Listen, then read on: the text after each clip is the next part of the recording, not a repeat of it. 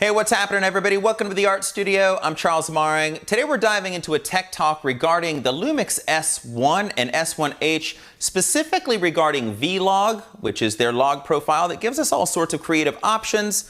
Going to share how you utilize V-Log, some different LUTs, where to find them, all the things and bells and whistles built into the S1 and S1H in regards to V-Log. So if you're interested in that, stay tuned.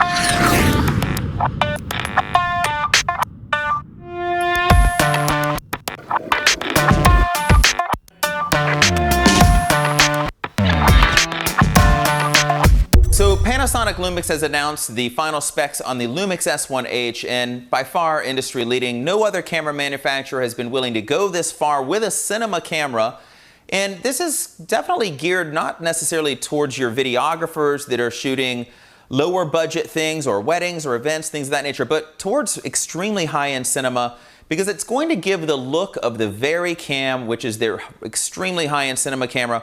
You say, well, what is the look of Varicam? I'm going to actually take you to the Varicam site and show some different television shows and movies that you've seen on Varicam so that you understand that, but also show you where to find the LUTs, how to install them, how to use them, and all of those great things as well. So that said, let's go over to the Pictureline website. I'm taking you here because I was just at their store in Salt Lake City.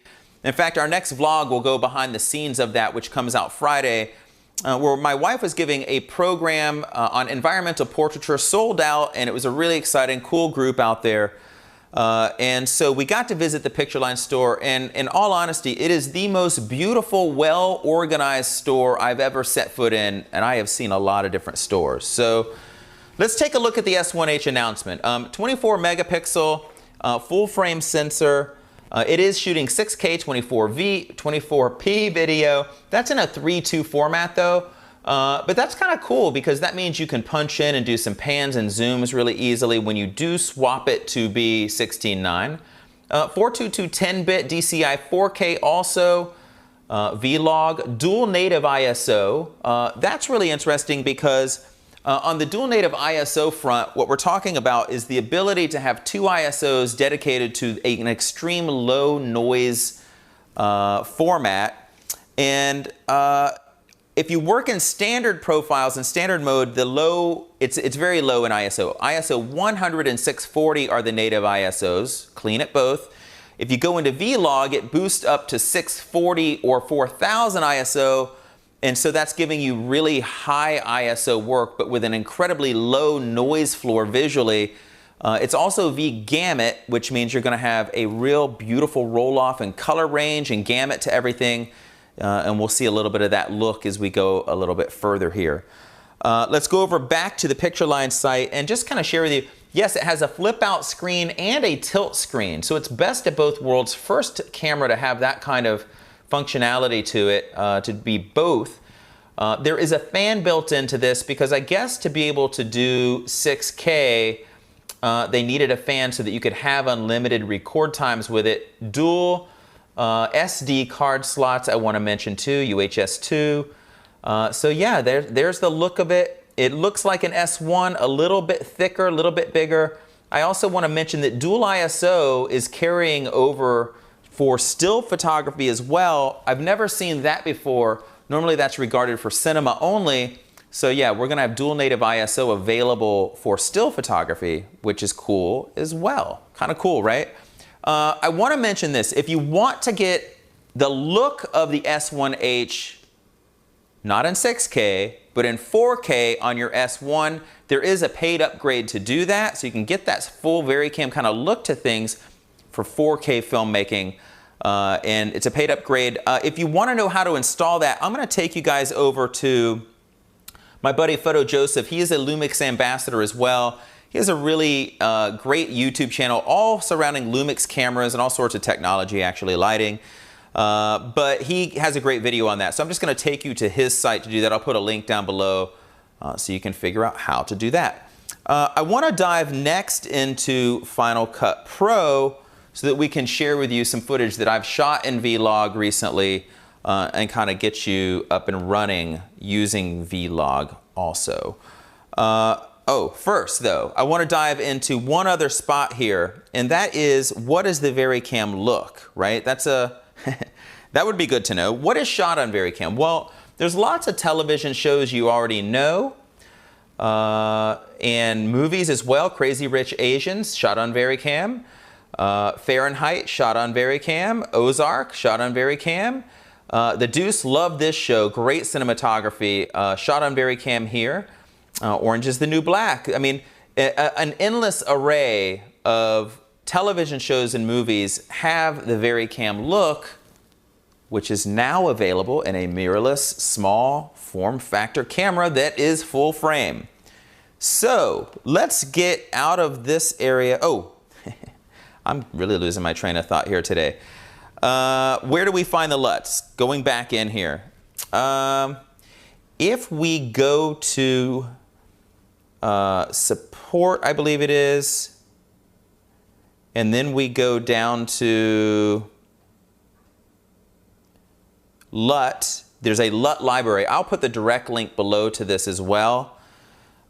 You'll see all the different LUTs available. You can click play and watch them transform. We're going to do a little bit of that together. This is what you're looking for, the post-grading cubes to download, and this will show you kind of how things look and all the different grades that are available from this LUT library. LUTs are not meant to just be a straight up color grade, you're done, call it a day.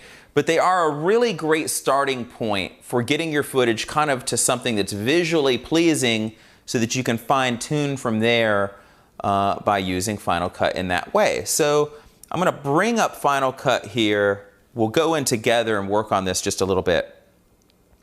Let's see. So preview to program. Let's dive in here. I have some footage here shot in V-Log, a variety of different things. We'll go through some of them. We were also just out in Las Vegas, as I mentioned. You can see me just shooting an S1. I have a line of fashion called Charlie Fine Art Fashions at shopcharlie.com. And my wife and I just designed a bunch of new dresses. So we went out to the Salt Flats to kind of create some footage with the new dresses. You can see it's crazy windy. But how do we get this working in our camera? How do we make this work to our benefit? Let me share with you how you do that. If you go to your effects settings in the bottom part of Final Cut over here, you basically just drag and drop and apply that custom LUT. And now that's available to you. And you go up top here on the far right, and I want to mention this is the latest version of Final Cut Pro. If you are not up to date, it will be a little bit different for you to apply these. So this is the latest version of Final Cut. I learned this the hard way. But if you go up and you click on the eye for information and go to Camera LUT, you're going to have to, at the first time, navigate to where all your LUTs are. Basically, just save them in a folder on wherever you like, whatever hard drive you like. Once you showcase to Final Cut where they are, they'll be available to you. And then over here, here's all the 30 different LUTs that I downloaded from the Varicam site so I can show you. And one of my favorites, really simply, is Nisus 709, kind of giving a broadcast kind of format to things here. As you can see, it's a starting point. This is a little dark. It means I shot a little dark. Looking through the camera, I guess based on the fact that all those salt flats were so bright and white. But that's okay, because I can go over here now to the grading tool here, and I'm a big fan of curves. I can just go in and adjust these curves to kind of bring it up. But what's nice about this is that the Record 709, Nisus Record 709 LUT is just a really great, clean LUT, giving maximum dynamic range, giving a beautiful skin tone. You can punch the saturation if you want later and all those good things. That's a really great starting point to be able to start fine-tuning what it is that you want to do with the footage, or in this case, what you have to do to the footage to make it normal. But just kind of shows you some things. Let's take a look at a few other clips here. This is just our home. This is a great way to demonstrate this because in this particular one, we have this really contrasty area on the tree. You can see the barn out here is really bright behind. Let's take a look at a few different grades on this particular clip. I'll go to the information here, and I will go down to Camera LUT, and let's do aggressive. And as you can see, it's going to go ahead and apply to that, a very aggressive grade, really bringing contrast into things. But you can see it's retaining detail there in the highlights. Let's go ahead and change that again. Maybe we'll go to the nicest 709 once again, kind of show you that. But let's, a lot less contrast, right? So a great starting point. Let's do something a little bit warm, kind of a morning glow. There's one actually called Morning Light. Warms things up just a little bit, as you can see here, kind of gives a nice warm kind of feel to things. So if you've ever wondered how you get cinematic looking footage, cinematic grades to things, this is a great way, a great starting point to do just that. What happens in low light situations here? This is just the art studio here a few vlogs back. Only thing that's lighting me is light coming through the window here. Could have exposed a little bit brighter, I think, in this one, but let's just apply a nice 709 here, kind of take a look. It does well even in low light situations, as you can see. And then it's up to me to decide, okay, I retained detail in my outdoor setting behind me.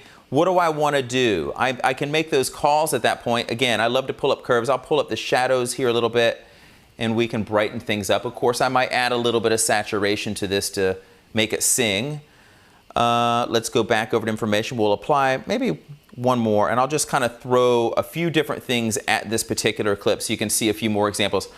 You know, what's kind of cool about having these LUTs as a starting point is that you can kind of give more of a daytime feel, more of a nighttime feel. This is what they call a winter feel, as you can see. So we can basically turn the footage from really cold and moody to, again, something warm.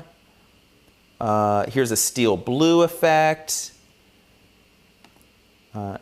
Pretty close on that. Let's go to a rose kind of tone here. Really cool for some fashion films and things of that nature, or something ethereal. And let's apply maybe one more. I'll kind of give a warm, again, we'll go to that morning light kind of look. But you can see by applying LUTs, they're a beautiful starting point to where you want to take your footage. It's a great way to kind of get things rolling and off the ground. Let me mention, on my older version of Final Cut Pro on my other computer, this can all be found, instead of under the eye setting, under this setting here, which looks like a little film strip here, right at the top once you drag this over. Quite honestly, I'm disappointed that Final Cut changed that, because I found it much easier for it to be in that location, but you know, Apple changes things and we don't really get to control all of that. But still easy to apply, and you can kind of see how that works. I want to mention one other thing that I think is incredibly important and unique to the Lumix systems for working in log profiles. And that is that, in fact, I'm going to take you into the camera here and just show you. Let me see what I'm in V-Log. Okay. So let me just show you, this is just aimed at the back of the studio here, and it's kind of ugly looking, right? It's in V-Log, it's very flat, not that pretty to look at. And what I want to show you here is, let's go to a standard profile and show you the difference, just how much punchier a standard profile is. But of course, that looks prettier to the eye. It's a little easier to focus in a standard format as well. But what's cool about this, I'm going to take you back to V-Log one more time, is that in the S1 and S1H, you can do something that's unique to other mirrorless cameras. And that's that you can go in the menu to V-Log View Assist. And now you can say, I want the View Assist on for the monitor or HDMI out. And that way, when you're looking at the back of your camera through the viewfinder or on a monitor, you can actually mimic whatever LUT you want to apply. And see, here's the V-Log 709. So instead of having to look at that really ugly footage that's just flat and not so pretty, you can actually apply whatever LUT you like or you want to work with in here, and there's different sets that you can do. So that's a really cool feature, and what that does is it just makes the filmmaking experience more enjoyable for whoever is behind the camera, whoever's making these judgment calls throughout all of this. So That's pretty much a wrap for today. I just wanted to share my enthusiasm for the new S1H. Pretty exciting new technology, an industry first on many fronts. Full frame, 6K, anamorphic if you wish, full-blown V-Gamut and V-Log, all available. Luts available to us as well. Again, if you just need the look of a cinema camera and the Varicam, go with the S1. And 4K, that's plenty of resolution. If you are using this as an A camera or B camera for a major Hollywood motion picture and you have the budget, jump into the S1H. It just looks like it's the perfect fit for those high-end productions when you want to really have the highest quality you possibly can. So appreciate you, everybody. You guys have a great one. Take care.